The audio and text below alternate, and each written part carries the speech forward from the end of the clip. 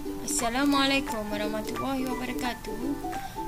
Hari ini kita akan belajar tentang kaedah pencegahan kehamilan. Jadi kaedah pencegahan kehamilan adalah salah kaedah yang kita gunakan untuk mencegah daripada kehamilan berlaku.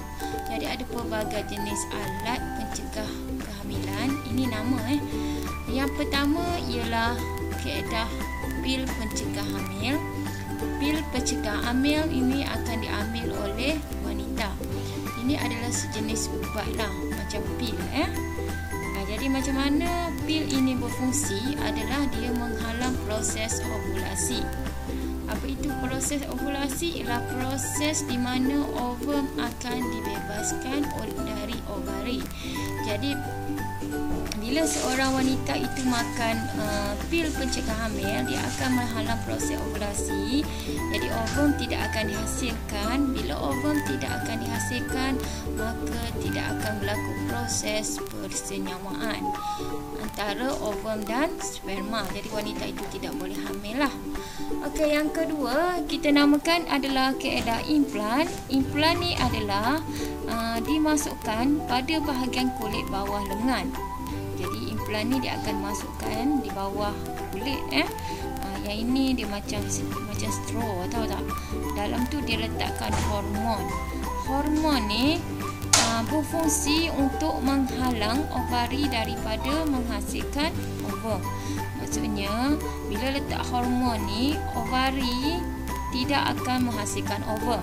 Bila tak ada ovum, maka tidak akan berlaku persenyawaan. Jadi itu maksudnya dia boleh mencegah kehamilan. Yang ini hanya boleh digunakan untuk wanita sahaja juga. Wanita sahaja yang kena pakai.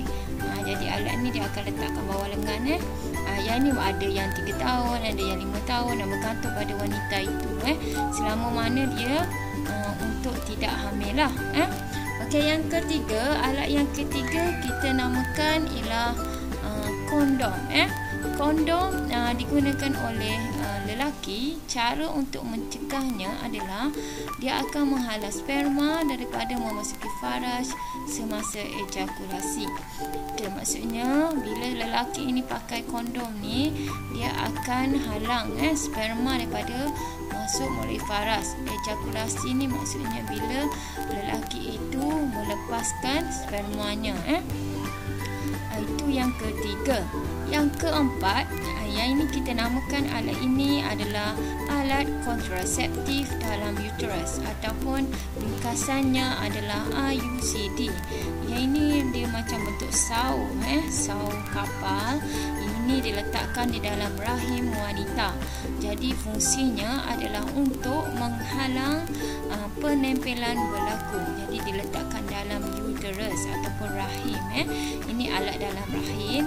Jadi bila ada alat ni, maka tidak akan berlaku penempelan. Penempelan ni apa? Penempelan ni maknanya zigot tidak akan melekat di lalat ini sebab dihalang oleh alat kontraseptif ni, IUCD ni. Maknanya bila nak melekat tak boleh sebab ada alat ni. Jadi itu fungsi alat IUCD. Okey, yang seterusnya ini kaedah yang kelima kita namakan sebagai vasektomi. Vasektomi ni digunakan untuk lelaki di mana lelaki ini perlu memotong dan mengikat kedua-dua ductus sperma supaya tiada sperma dipancupkan semasa ejakulasi. Maksudnya ini adalah ductus sperma lelaki. Jadi dia akan potong dan dia akan ikat.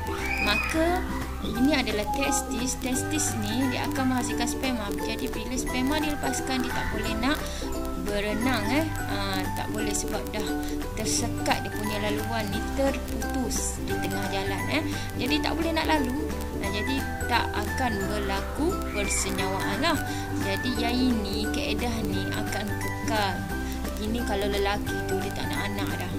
Dia tak nak isteri dia mengandung dah, dia boleh potong ductus sperma dia supaya dia ada sperma lah.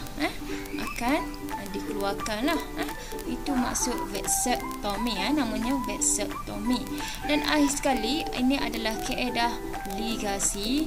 Ligasi ini digunakan oleh para wanita di mana tiup falopio, kedua-dua tiup falopio dipotong dan diikat melalui pembedahan supaya tiada over dapat disenyawakan oleh sperma.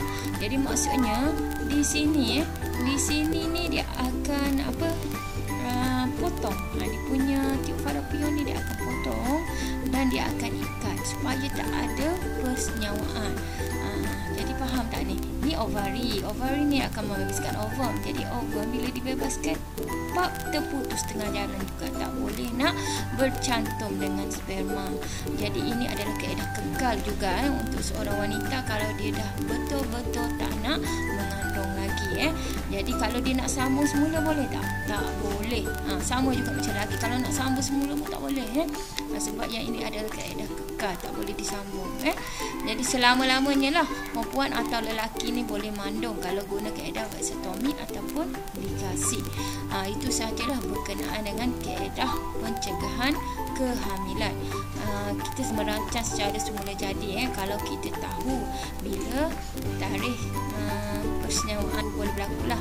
Macam kita belajar kita haid hari tu, kita dah tahu waktu subuh. Itu sahaja untuk hari ini. Cikgu harap awak faham. Okey.